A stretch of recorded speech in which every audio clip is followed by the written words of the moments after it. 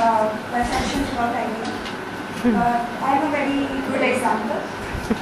I'm working in the ISL group, the software group, into R&D, security R&D. I have a little daughter and I am a single mother. So IBM provides me a lot of flexibility so that I can do this also at my home, all my hobbies. Then I'm able to, take so many Android sessions and so many other things, so many conferences, so many things. With my little daughter, I need to manage alone. And then there is no 9 to 6 job. I can do whenever I feel. Like I go by 10 and then come by 4 or 5 or whatever time. I can work from home sometimes if I have some issues, and then I work at night when my daughter. Because I can give me a lot of opportunities and lot of flexibility. And then I had few patents related to biometrics and security and mobile. And Android is, I'm not working purely on Android. This is not my project. This is only a stretch project which I am doing. So you can, imagine it is not just an IT company and you are doing purely some coding. You can do n number of things and you can break Rancho record. You know Rancho? What's Rancho? 4 idiots. 3 idiots. You can do, it's an ocean, you can do many things. So last year I tried a few applications on Android because for security side we need to try some prototype projects.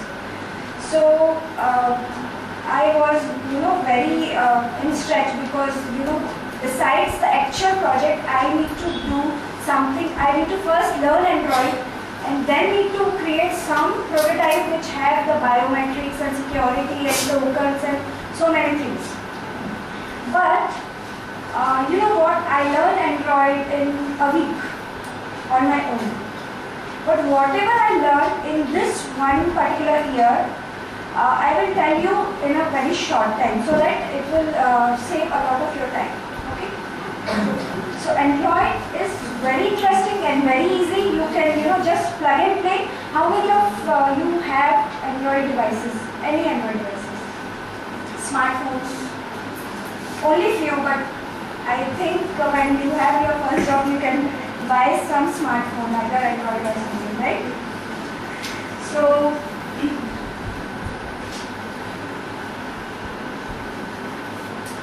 if you know a little bit about Java or C++, any language, you just need to have some logic. Okay? And then most of the libraries are already available in Android APIs. Are you got it? You just need, what you need to do, you need to call some method to have something. Okay? You want to record an audio from your mobile device, then you just need to call some API. If you want to activate your camera and click a picture as a part of your application, then you just need to call some API. You don't need to write, you just need to write a minimum code in your applications. So you all want to try some applications at your home? Say yes? Yes. Okay, so this is the agenda for the day. What is all about Android, then a little bit about software development, what are the tools required for Android. A very simple application, so I will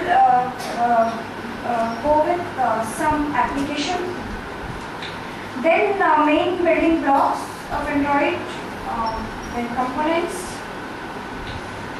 Then the most interesting part is the UI design. What are the UI interface? Because Android is nothing but most of the client part will be there on the Android phone, right? Whatever you see, whatever look and feel. So how many of you like Facebook? Everyone. Many, right? Why? Because of the features, the GUI features. The user interface features, the button, the blue and the light feature. So if the application is really good at how it looks, then it impacts a lot. Then on the actual device, suppose you created a very simple Hello application application or some calculator or some voice to text or text to voice application, and you just want to run it on your mobile device. Okay, then you can just plug your mobile device, do some 2-3 steps, and you are ready to run your application on your device. It's not very difficult as iPhones. In iPhones, we have so many things to do before running an application, our own application on the device. And last, what are the different tools available to debug and troubleshoot your application?